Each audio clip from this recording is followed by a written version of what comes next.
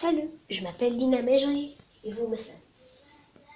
J'ai changé les thèmes de mes vidéos pour que les enfants apprennent à lire, écrire et piger. Alors, l'histoire d'aujourd'hui, c'est Himalaya, l'enfance d'un grand chef. Quelque part sur une montagne qui succédait à une autre montagne, dans une montée qui succédait à une autre descente. Je sentis sur mon visage les premiers flocons. Le ciel était sombre et menaçant, et les petites plumes de neige commençaient à danser devant nos yeux. Ma mère arrêta le yak noir, attrapa ma lopka et mon bonnet de cuir chaudement enfourrés et m'aidait à les enfiler. Il neigeait de plus en plus. Le vent se leva. En un instant, tout devient flou. Une autre caravane prit des allures fantastiques et des silhouettes. Le blizzard tourbillonnait autour de nous comme un démon, emportant des nuées de flocons. Dans un sifflement furieux, les manteaux se relèvent par-dessus les têtes. Chacun rentra dans sa coquille. Nous marchions ainsi, pliés en deux, dans la bise glacée, protégeant nos yeux de nos moufles épaisses.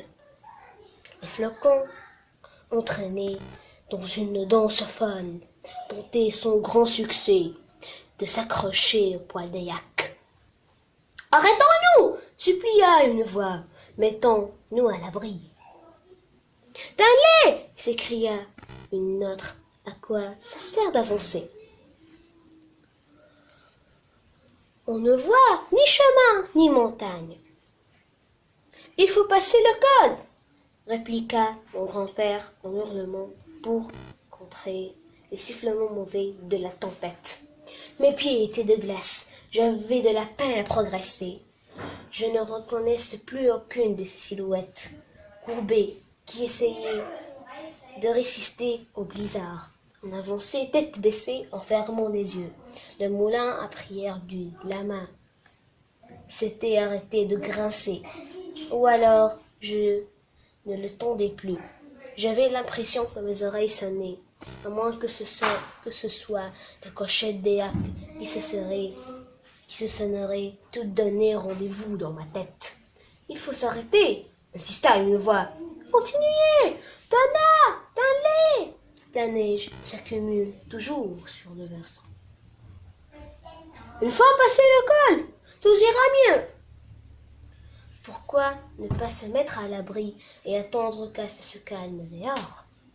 Attendre combien de temps? Jusqu'à la fin de l'hiver et les yaks? Où les mettras-tu à l'abri? Il faut qu'ils marchent, sinon ils mourront. On entendit un hurlement de rage et quelqu'un vociféra. En marchant dans cette tempête, que crois-tu qu'il leur arrivera? Ils mourront aussi. Regarde, vite, aidez-moi.